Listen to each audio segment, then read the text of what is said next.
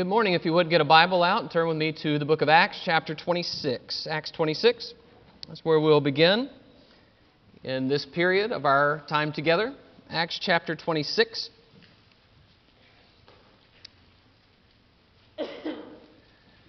As we're all getting settled in, I want to tell you how much I appreciate the invitation to be here. I've been looking forward to this for some time. Good to be with you. Looking forward to getting to know you this week. My name is Jacob Hudgins. I preach for the Fairview Church over in Little Rock, which is not a long commute. And we're happy to be over here and to be with you. You probably have seen me. I've been in your VBS before. My kids have been in your VBS before. And so usually you guys take pictures of the VBS. So there's all kinds of photographic evidence that the Hudgins have been here. But I appreciate, in spite of that you have agreed for me to come anyway. And just been looking forward to this for some time. We're going to have a lot of things as we go through the week that I'm very excited about and looking forward to, that we're going to cover that I think will help you. And I think if we can take some time and open the Word and think carefully about it, we'll be blessed for being together this week. And so I'm really looking forward to that. What we're going to do this morning is take a minute to recalibrate the way we think about God. And that's going to be something that's sort of a prelude to the worship we're going to have this morning. And so I wanted to do this in our Bible class time that we have set aside for this so that we can think differently about God and see if there are some things that maybe need to be tweaked in the way we think about God. Acts chapter 26 and verse 8. Acts chapter 26 and verse 8, Paul is speaking before Agrippa. And he says in Acts 26 and verse 8, "Why is it thought incredible by any of you that God raises the dead?" Paul understands that one of the main objections to Christianity is the idea that someone could rise from the dead. And he says, why? Why would that be incredible? Because what he is saying is, why would it be strange that there is some kind of arbitrary limit on God's power? That God can do this, but not that. That God can do everything up to this line, but once that line is crossed, God can't go there. Why would it be thought incredible, he says, that God could raise the dead? And Paul challenges them to think more deeply about God and about what God can do. And that's what I want to do for a few minutes this morning. Years ago, I came across a little book. And if you know anything about me, which I know you guys don't know very much about me, so I'll just tell you about me. Sometimes I do things when I see books with titles I like or things on the cover I like, I'm really drawn to them. One time I bought a Bible that was a magazine just because I couldn't believe that there was a Bible that was a magazine. And then I bought it and I took it home and I never read it. So I saw this book. And it was this little book called Your God is Too Small. Your God is Too Small by J.B. Phillips. And I remember that book, and that's a great title. I just thought, wow, what a title. I don't remember anything else about the book.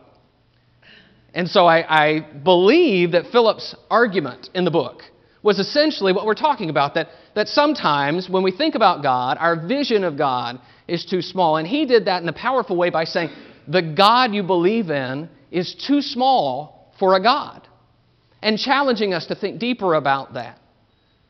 One man, A.W. Tozer, wrote, "What comes into our minds when we think about God is the most important thing about us." What comes into our minds when we think about God is the most important thing about us. So, how can we deepen our view of God? I want us to challenge ourselves to think about if our vision of God is too small. So first of all, my God is too small if I believe that God has to do things in a way that makes sense to me. If God has to do it and I have to understand it before it can be true, my God then is too small. That is the heart of the objection of God cannot raise the dead. God cannot raise the dead, we say, because we've never seen the dead raised. You see, in all our experience, we've known a lot of people, we've seen a lot of people die, we've gone to a lot of funerals, but we have never seen anybody raised from the dead. That would demand something beyond our experience and beyond our capacity to understand. So, it cannot be true, we say, because I don't understand it, I don't grasp it. But if we think that God is only able to do what we can understand, our God is too small. Turn with me over to Romans chapter 11. Romans 11.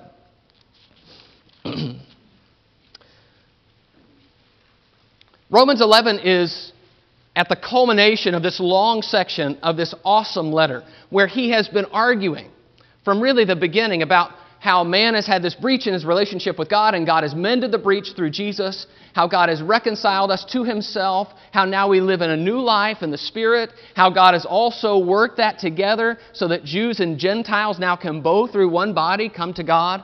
And in Romans chapter 11, it's as if Paul steps back from what he has talked about and just gasps in awe.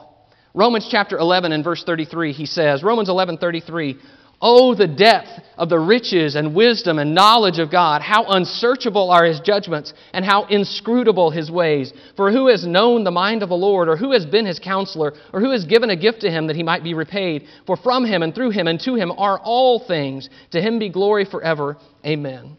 So he says, that's verse 33, his judgments are unsearchable, his ways are inscrutable. Who can advise him? Who can counsel him? It is a view of God that is majestic and soaring. God is above us.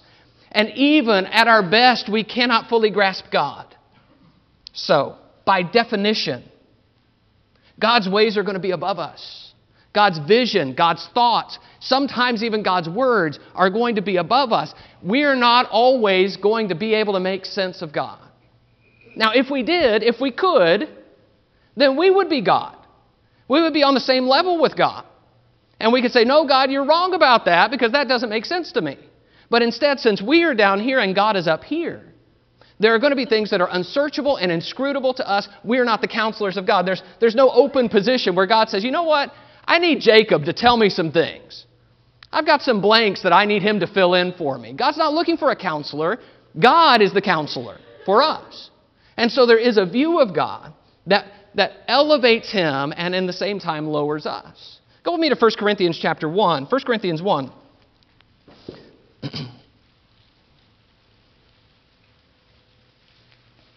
If God has to make sense to me, then my view of God, my God, is just too small. 1 Corinthians chapter 1, beginning in verse 21. 1 Corinthians 1 and verse 21, it says, "For since in the wisdom of God, the world did not know God through wisdom, it pleased God through the folly of what we preach to save those who believe. For Jews demand signs, and Greeks seek wisdom, but we preach Christ crucified, a stumbling block to Jews and folly to Gentiles. But to those who are called, both Jews and Greeks, Christ the power of God and the wisdom of God. For the foolishness of God is stronger than men." The foolishness of God is wiser than men, and the weakness of God is stronger than men. Now, I want you to notice a couple of things in this text. First, in verse 21. Verse 21 says, "Since in the wisdom of God, the world did not know God through wisdom." Please understand what that means. That means that we do not pursue God just by thinking our way to him. The answers of who God is and what God has done are not in ourselves. The truth about God is not something within us. It has to be told us from outside. We have to have it revealed to us by God. God has to speak. So, as some say, it is not about me searching out myself and knowing myself, and in some way I achieve God through that. The world did not know God through wisdom, and the world cannot know God through its own wisdom. But instead, God does something that is completely genius because it is so completely unexpected. This is verse 22. "For Jews demand signs, and Greeks seek wisdom." So he talks about these cultures, the Jewish culture that is expecting something big and awesome. Think about the Red Sea, some great miracle. And the Jews kept asking Jesus for this. You remember? "Teacher, we want to see a sign from you." And over again, he does sign after sign after sign. He tells them, "Hey, destroy this temple, and in 3 days I'll raise it up." He tells them, "The sign of Jonah is the sign you'll be given," over and over again. And yet they're never satisfied. They're seeking signs. But God doesn't give them the kind of sign they're looking for. The Greeks, though, he says, the Greeks seek wisdom. They're always looking for a new philosophy. Tell us something, some words that will help us to make sense of the world in which we live. And God doesn't give them what they're seeking either, does he? He doesn't give them a new wisdom. He doesn't give them a great sign. Instead, verse 23, "We preach Christ crucified, a stumbling block to Jews and folly to Gentiles. But to those who are called, both Jews and Greeks, Christ the power of God and the wisdom of God." And so God does something that is the opposite of what both were expecting. Nobody was looking for God to come to earth and die a horrific death on the cross. That's not the sign they wanted. That's not the wisdom they wanted. To everybody, it is a stumbling block and it's foolishness. But through the stumbling block, through the foolishness, God saves those who believe. The folly of the message preached, he says. So, God turns the world upside down. where those who are seeking this new wisdom instead find foolishness, and those who are humble enough to accept the foolishness of God find great wisdom. Now, does that make sense to the world? It is foolishness to the world. That's the point. If I think that God has to do things in a way that makes sense to me, so that I'm always saying God is doing exactly what I think He should, then again, I'm God. That vision of God is too small. Turn the page to chapter 2, 1 Corinthians 2 and verse 6. 1 Corinthians 2 and verse 6, he says, "Yet among the mature we do impart wisdom, although it is not a wisdom of this age or of the rulers of this age who are doomed to pass away, but we impart a secret and hidden wisdom of God, which God decreed before the ages for our glory. None of the rulers of this age understood this, for if they had, they would not have crucified the Lord of glory. But as it is written, what no eye has seen, nor ear heard, nor the heart of man imagined, what God has prepared for those who love Him, these things God has revealed to us through the Spirit, for the Spirit searches everything, even the depths of God." So there is wisdom in this, but it is a divine wisdom. It is not a human wisdom. It is not something that we came up with. Eye has not seen, ear has not heard. It has not come from man. It is something above us. So by definition, God's ways will not always make sense to us. That's because He's God, and we are not. So if I think that God has to make sense to me before He is real, or before His Word is true, then my God is too small. This is also the struggle Job has. I want you to go with me to the book of Job for a moment. Job chapter 10.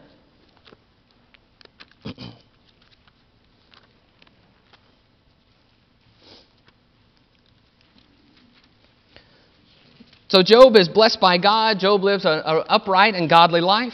And yet at the instigation of the Satan, all that Job has is taken from him. He loses his children. He loses his possessions. He loses his health. He loses the love of his wife. He loses everything. And he cannot understand.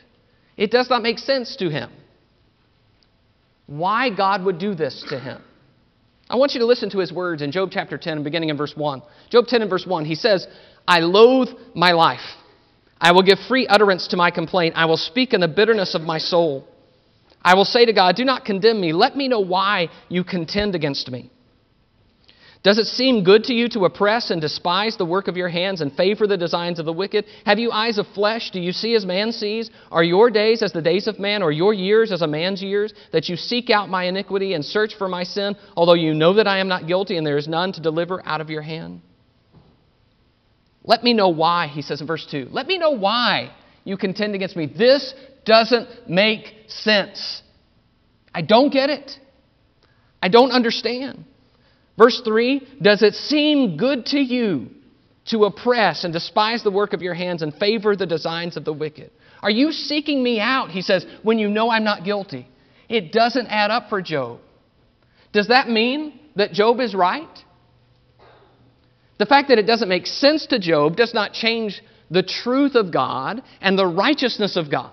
God is still true and righteous, even though Job doesn't understand Him.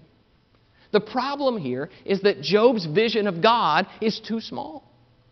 Job cannot imagine, you can tell from his wording, he cannot imagine how God could allow things like this to happen. There is no scenario he can imagine in which God would still be righteous and all this could happen to him. Now we know, because we're blessed to have the first part of the book and the last part of the book, we know that Job is wrong. We know that there is a way that this could all reconcile and make sense. But Job does not see that because Job's vision of God is too small. And so, what God does is appear to Job in the whirlwind, and He begins to ask him all of these questions of things he doesn't know. Let's just explore, Job, your ignorance for a little while. And it is a humiliating type of speech. Job 38 through 41. And finally, I want you to go with me to the end of the book because I want you to see how Job has changed in Job chapter 42.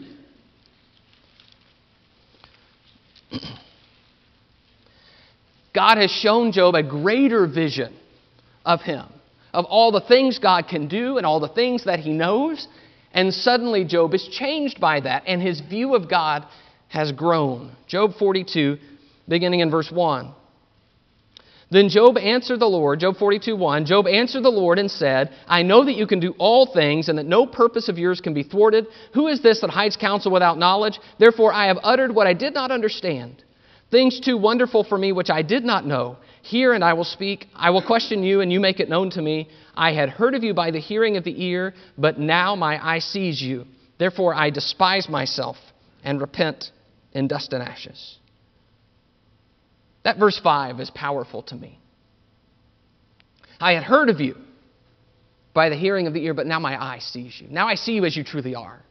Job's vision of God has grown. And what it does is it makes him feel less than he was. I abhor myself. I repent in dust and ashes. I have uttered things I did not understand, things too wonderful for me that I did not know. In Job's effort to make sense of things, he had ended up limiting God. And now this is a statement of the humility of saying, my God has grown and my vision of God has grown. I want you to look at one more passage and we'll start to make some applications of some of these ideas. Look with me in 2 Corinthians. Please don't go to 2 Corinthians right now. 2 Kings chapter 5. 2 Kings chapter 5.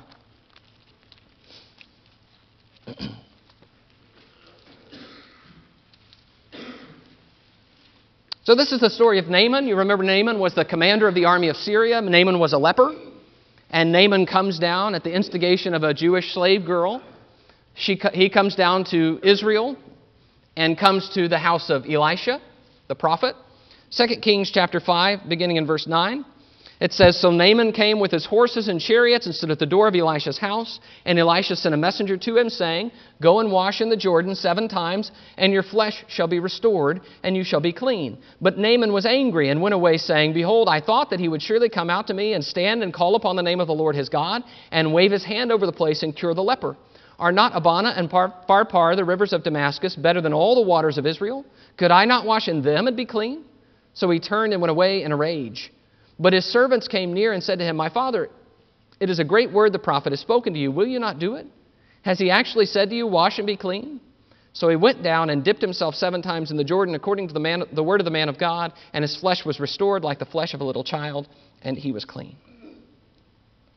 Naaman is a great example of the idea of subjecting God to our logic. That God has to make sense. Because this is a command that doesn't make sense. I trust that we've all taken baths in our life. Baths don't clean leprosy. They don't change that. They don't cure you. People have dipped in the Jordan for thousands of years. Doesn't make anybody heal.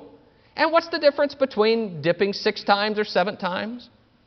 You see, this doesn't make sense to Naaman. And he articulates that. He says, I thought he would come out and wave his hand over the place and say some words and do his prophet thing, and then it would be cleansed. And he is angry. He is mad. He's come all the way down from Syria with his great entourage. He is ready to do whatever, but when it is something that seems so ridiculous to him, he's suddenly mad about it. That doesn't make sense to him. But I want to suggest to you that that's the way God works. God tells him to do the silly thing, the humble thing, the strange thing, in order to show him that it doesn't have to make sense to you to work or to actually be from God. That's the way God works. He seems to relish giving commands that challenge us in this way. Commands that don't really make sense. So remember, this is the God who says he never wants child sacrifice, and then he tells Abraham, go sacrifice your child. What are you supposed to do with that? This is the God who warns the people, don't make a king. You don't want a king. And then when they make a king, he blesses them through the king, including bringing the Messiah into the world to be the king. That's the way God works. God seems to work and go out of his way to work in a way that doesn't make sense to us. And we need to get used to that fact about God because he is not subject to my understanding or my explanation. Part of this, when we talk about the issue of God doing things in a way that makes sense to me, part of this is about how I approach God. I need to understand that because he is God, I don't approach him demanding that he be something or do something that I want. He is God. That God that I can boss around is too small. And we also need to understand because we live in a scientific age. We live in a time where everything that we observe can be attributed to some truth that can be observed and then documented as scientific.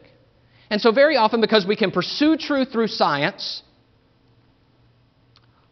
there comes along the corollary for many people that the only things that are true are scientific. That there is no other truth besides what you can observe. And so when people come to the question of God, they view God in scientific terms and they ask questions like, well, if God's real, why doesn't He prove it? And I'm suggesting to you that that God is too small. A God that we have to say, God, prove that you exist. Prove it or else I'm not going to believe in you. Who's calling the shots when we say that? Well, I'm telling God, you better show yourself. You better prove yourself or else I'm not going to believe in you. As if we have some claim on God. The existence of another person does not hinge on my ability to explain or understand them. They can still exist, even if I can't explain it, and even if I can't prove it. Sometimes, though, this is also about how we wrestle with things that happen to us. Do you ever wonder why things happen? Why do bad things happen? Why do people get sick? Why do accidents happen? And sometimes we grapple with those questions, just like Job, because we want to know. And sometimes people ask me this. I serve in a capacity as preacher, and I guess that people think that somewhere along the way in preaching, I got some kind of special book with all the secret answers, and so they say, go look it up in your book and tell me the secret. I don't have any more insight than anybody else into why all this happens. But we want to know. And so we begin to wonder, what is it that God is doing, or what is it that God is allowing? And sometimes we'll even begin to question the goodness of God, like Job. How can God be good if this and this and this has happened? In other words, what we're saying is God can only be good if I can explain exactly how He's good. God can only be real if I can explain exactly how He is real. And that God is too small. Now, we could go on and on with this. We really could. I could tell you that it is strange to me and it doesn't make sense to me that God would reveal His will in a book. I believe that's strange. That doesn't make sense to Jacob. Or how could God possibly think it would be best to use people to be ministers of His gospel and to put the gospel, as Paul says, in earthen vessels or jars of clay? That doesn't make sense to me. But if God has to do things that make sense to me, that God's too small.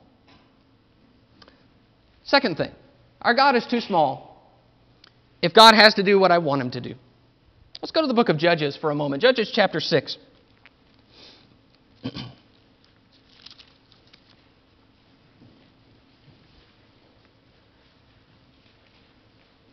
Judges chapter 6. This is the story of Gideon.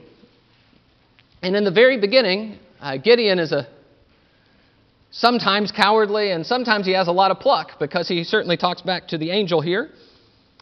Judges chapter 6, beginning in verse 12, it says, "The angel of the Lord appeared to him and said to him, 'The Lord is with you, O mighty man of valor.'" Well, that seems like a statement intended to encourage Gideon. Jehovah is with you. Verse 13, "And Gideon said to him, 'Please, sir, if the Lord is with us, why then has all this happened to us? And where are all His wonderful deeds that our fathers recounted to us? Did not the Lord bring us up from the land of Egypt? But now the Lord has forsaken us and given us into the hand of Midian.'" It sounds like the angel kind of hit a sore spot there, right? If God's with us, why has all this happened? You see, if God's with us, God should do what I think God should do, which is deliver us and save us. If God's with us, prove it. Show me. There is no room in Gideon's worldview for the idea that God might be about to do something. Instead, it is just God's not acting the way I think God should act. God has to act in a certain way, in a certain time, in the way that I deem is best, or else I'm not sure He is with me at all. Gideon's view of God is too small. The problem here is that when we view God in this way, that God needs to do what I want him to do, we end up creating a God whose primary characteristic is that he does what I want. And there is a word for that in the Bible. The word for creating a God or trying to fashion God into what we want him to be. You know the word. The word is idolatry. That we begin to make God in the way we feel God should be. This is Psalm 50 and verse 21. God says, "These things you have done and I have been silent. You thought that I was one like yourself. You thought I was like you." God is not like us. We don't get to tell God who he is. We don't decide who he is. We don't tell him what to do. That's not the way God works. God is not you and me. But we very easily begin to think that God is like us. And I want to show you how this works, because this is vitally important in our time. We need to understand that this is a danger in our culture and our society. That we begin to say, we know how God really is, and he's a lot like me. I want you to go with me to Romans chapter 1. Romans 1 describes this process of fashioning a God. Romans chapter 1.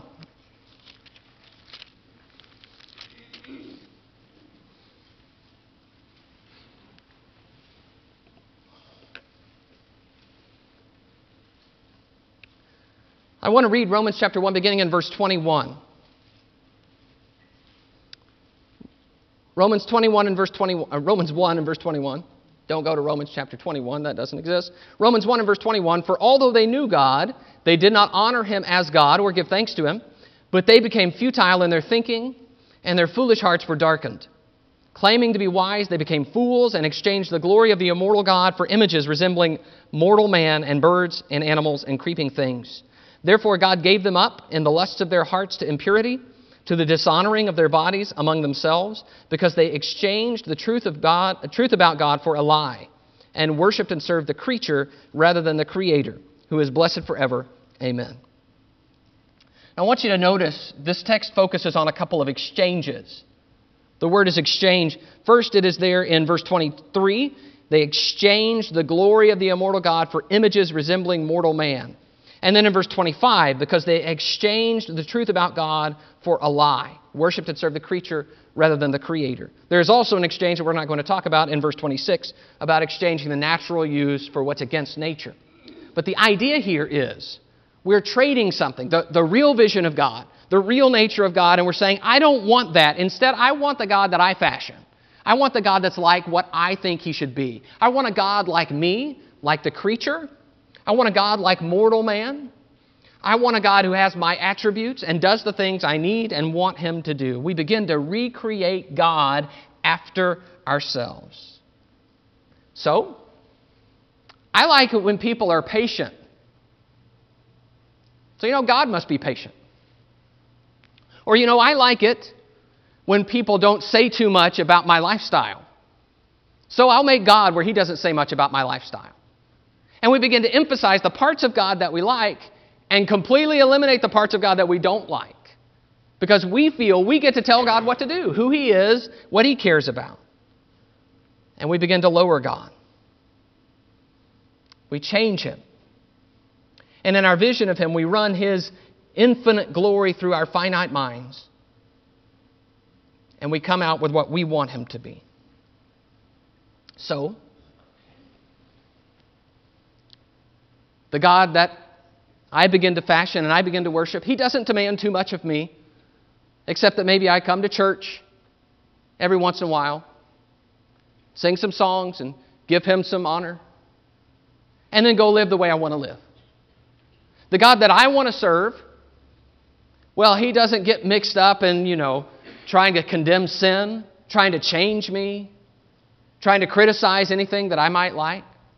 See, God doesn't do that. I want a God who's just going to be happy with whatever I give him. And we begin to change God into the vision of what we would like him to be. When God has to do what I want him to do and be what I want him to be, my God is too small. That's the problem with idols. They're too small. Now, I understand that it can be difficult whether we're talking about another human being or we're talking about God. It can be difficult to keep all the different attributes of someone else before us at all times. And that's hard with God. Sometimes it's hard because we focus on certain things and we miss others. But when we choose to ignore part of who God is and what He wants, we're refashioning God according to our own desires. We might even call that, what we would call it in any other setting, a caricature of God, where there are certain things we like and certain things we don't, and we change Him. That God is too small. Well, what's the problem with this? See, when we minimize God, our thoughts about God don't change Him. They change me. They affect what I become like. Because if I see in God someone who is zealous against sin, that changes me to become more zealous against sin. If I see God as patient and loving, it makes me more patient and loving. When I see God in a certain way, I become like the one that I serve. But when I lower God and caricature God, inevitably the real God is less a part of my life than He should be. And I begin to serve my idol and become like my idol. We're created to praise God, and when we lower God, it dishonors Him and it hurts us. The point I'm trying to get at in this lesson is that very easily what begins as efforts to understand God, where we try to make sense and we try to relate to God and ask Him to do things for us, what begins as efforts to understand God very often becomes efforts to tame God. If we can restrict God to certain behaviors and certain characteristics, then He is more subject to our control. We can tame Him, we can put Him where we want Him, and we can be comfortable with who He is and where He is.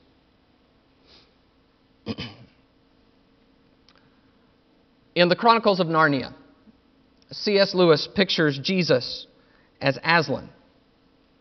Aslan is a lion. Aslan is the king. And there's a passage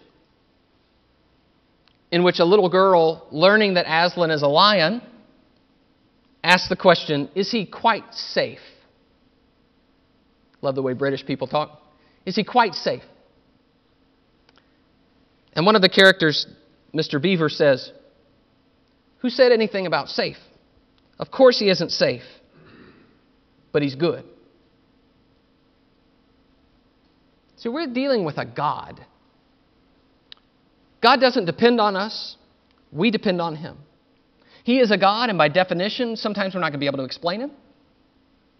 He is a God, and by definition, we will never be able to manipulate Him. By definition, He will do whatever He wants and never have to ask anyone whether He should or shouldn't. He's God. So He isn't safe, but He's good. And given those facts about God, you can see why we might want to tame Him. Because dealing with a God like that is risky. Can I explain what I mean by that? Dealing with a God who does whatever He wants, whether I like it or not, is risky. Because God might decide that what is in my best interest is not me being comfortable for the rest of my life, but being supremely uncomfortable. Because God might decide that I would grow more from hardship than I would from blessing. And I don't like that. I want to be comfortable. And so God is risky. God might be willing for me to suffer financial trouble or health problems or family issues because He sees a higher goal in those things than I see. He might be willing to use my talents for things that are far outside my comfort zone. Or perhaps most scary to me, He might be willing to strip away things that would interrupt my fellowship with Him in a way that would be painful for me.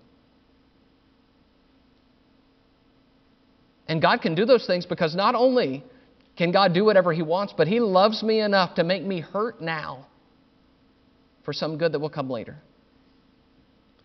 And that God is risky. See, it feels like it would be easier to limit God to some trite cliches.